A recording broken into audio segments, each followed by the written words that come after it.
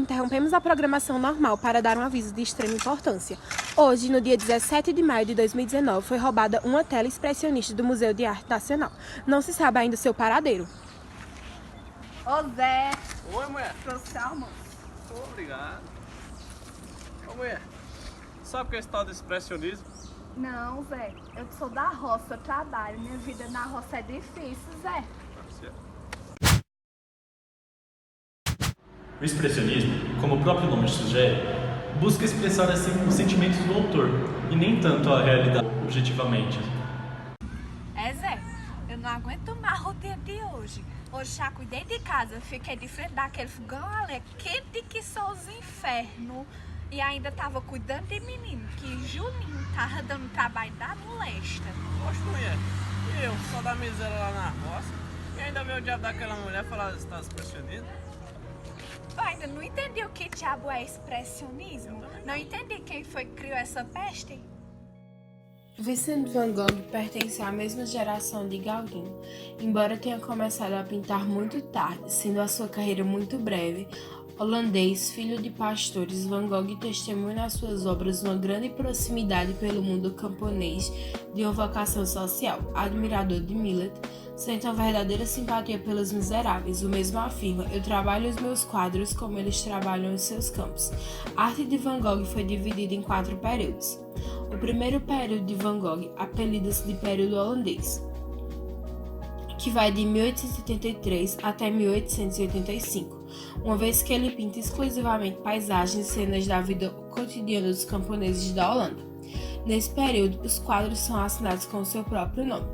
O segundo período de Vincent corresponde à sua estadia em Paris, que vai de 1986 até 1988, sob a influência dos impressionistas. O seu estilo torna-se mais claro e as suas telas mais luminosas. O terceiro período iniciou-se com a sua chegada em Arles em fevereiro de 1888. Neste período, a sua maior influência era o japonismo. O quarto período da carreira de Van Gogh denomina-se período solar devido às cores claras e audazes que emprega. Van Gogh identifica-se com os girassóis, embora os impressionistas e Monet, em particular, considerem que não se deve dar nenhuma importância ao tema, contra realmente a relação momentânea e intuitiva com o sujeito do quadro.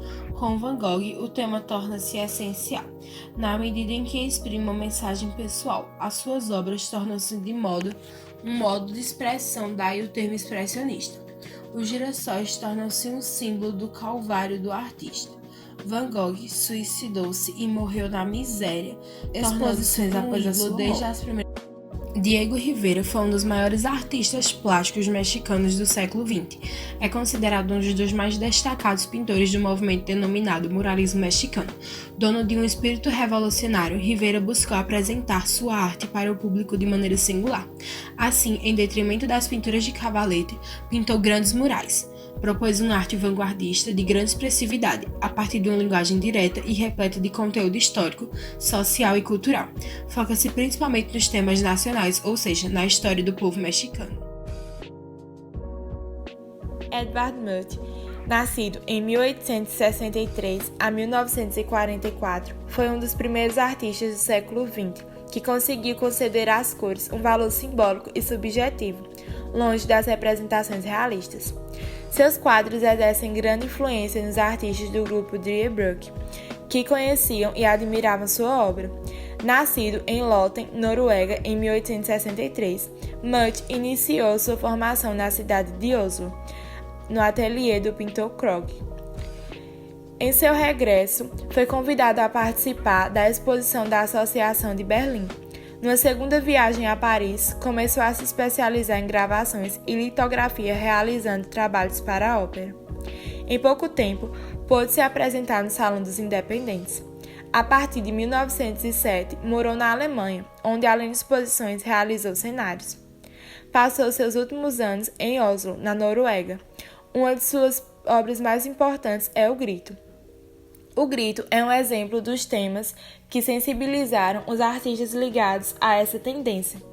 Nela, a figura humana não apresenta suas linhas reais, mas contorce-se sob o efeito de suas emoções. As linhas sinuosas do céu e da água e a linha diagonal da ponte conduzem o olhar do observador para a boca da figura, que se abre num grito perturbador. Perseguido pela tragédia familiar, Mutt foi um artista determinado a criar pessoas vivas, que respiram e sentem, sofrem e amam. Recusou o banal às cenas interiores pacíficas comuns na época. A dor e o trágico permitiam seus quadros. Iberê Camargo foi um pintor e gravador brasileiro nascido em Restinga Seca, Rio Grande do Sul, um dos mais legítimos representantes do abstracionismo expressionista no Brasil. Dedicou-se ao ensino da gravura, sobretudo em metal, técnica na qual se especializou, organizou os salões preto e branco em 1954 e miniatura em 1955 e consolidou o abstracionismo expressionista com sua obra Carretéis em 1960. Premiado como melhor pintor nacional na Sexta Bienal de São Paulo em 1961, cresceu em prestígio tanto no Brasil como no exterior. Apresentou-se em exposições individuais ou coletivas em cidades como Washington, Nova York, Paris, Montevideo e Barcelona e coroou sua carreira com a realização de um painel de grandes proporções para a sede da Organização Mundial de Saúde em Genebra, em 1966. Nos últimos 5 anos de vida, morou em Porto Alegre, capital estadual, onde morreu. Anita Malfatti estudou artes e pintura na Europa, onde ficou durante 4 anos em Berlim, Alemanha, de 1910 a 1914, na Academia Imperial de Belas Artes. Em 1917, Anita reuniu 53 de suas obras com forte tendência expressionista, a fim de expor individualmente em São Paulo, na exposição de pintura moderna Anita Malfatti. Anita passava os dias pintando ao ar livre, e ao anoitecer ouvia as aulas inspiradas de Homer Boss. Nesse ambiente de liberdade e inspiração, a artista explorou as influências expressionistas adquiridas durante seu aprendizado anterior na Alemanha. Em obras como A Ventania e A Onda, a paisagem local é representada como uma força selvagem, agressiva e dinâmica, e o uso da deformação expressa certa inquietação do olhar humano diante da natureza.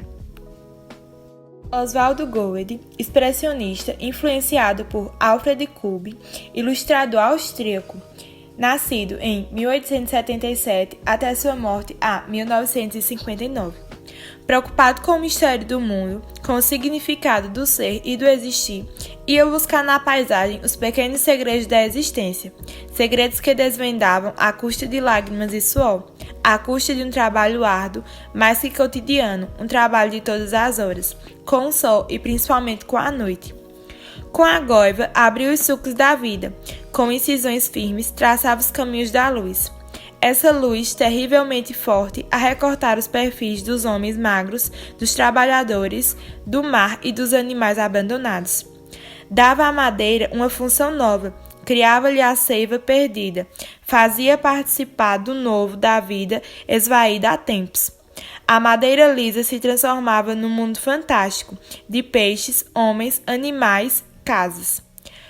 Goethe, o artista, derramava sua alma como um raio e como uma tinta. O mesmo, a morte vem iluminada entre os corvos e galhos de árvores secadas.